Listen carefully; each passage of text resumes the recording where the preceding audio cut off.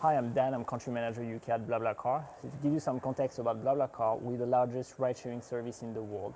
We connect drivers who have empty seats to people traveling the same way. So let's say, for instance, you're a driver and you drive between London and Manchester. Then you would go online or on the app and you offer these empty seats. Then we recommend a price per passenger, and as a driver you can decrease this price down to £1 or you can increase it up to a certain point. But we cap all prices on the platform, so there's no profit involved as a driver. And on the passenger side, then you would open the app or go on the site, search for your route and find all the available rides to your destination. So essentially what we do is we create a win-win situation between drivers and passengers.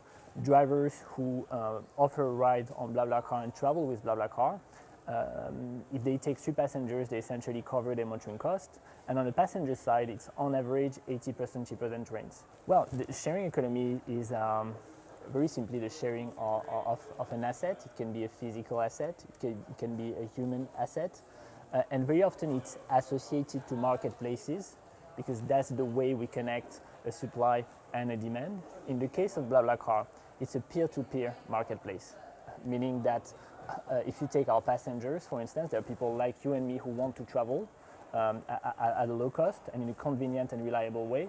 If you take our drivers, they are not professional drivers. They travel anyway and they happen to have empty seats in their car. What we do with BlaBlaCar is that we take these empty seats, and people tend to think that the largest seat inventory is in trains or in planes or in buses, and it's actually far from being the case. The largest seat inventory is in the millions of cars driving with a single occupant in the road. So we take this inventory and we unlock it to make it available for everyone. So to me, that's the sharing economy. Trust and safety is really crucial in the way we work. We have a product team and tech team centralized in Paris, and we make sure that most of our work is dedicated to new trust and safety layers. So we have created a framework that we call the DREAMS framework, and DREAMS is an acronym for the 6 pillars we believe to be crucial to create trust in a marketplace, in a sharing economy marketplace. The main challenge for us, and it's the same challenge for all marketplaces in the sharing economy, in the end you have to connect a supply and a demand. So the main challenge for all marketplaces is to reach a critical mass to offer an efficient service. When we launch in a new country, the challenge for us is to have enough passengers and drivers at the same time.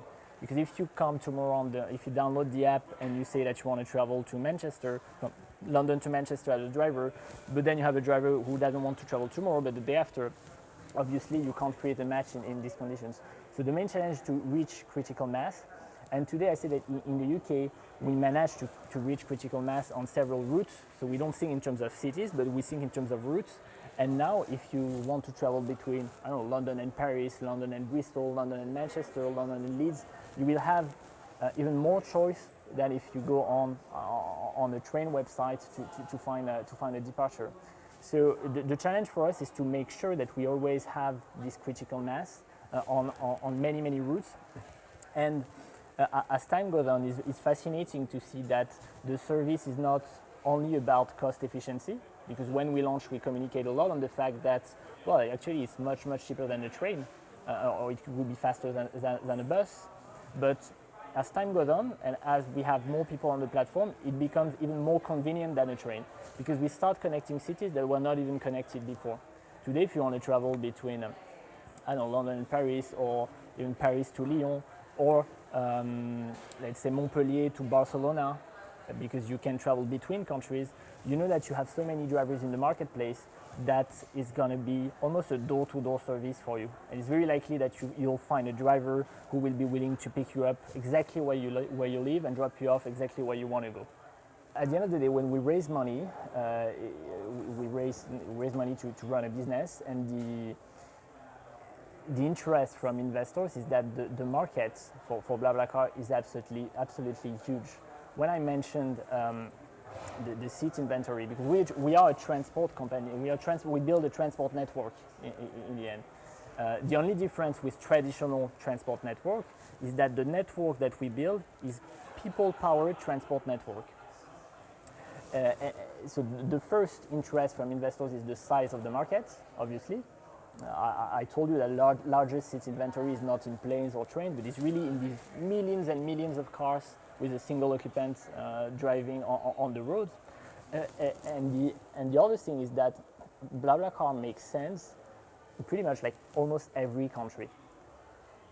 Of course, as long as fuel is not free and as long as travel with trains, buses is not free, then it makes sense to share a resource that is already there and to unlock it to make it available for everyone.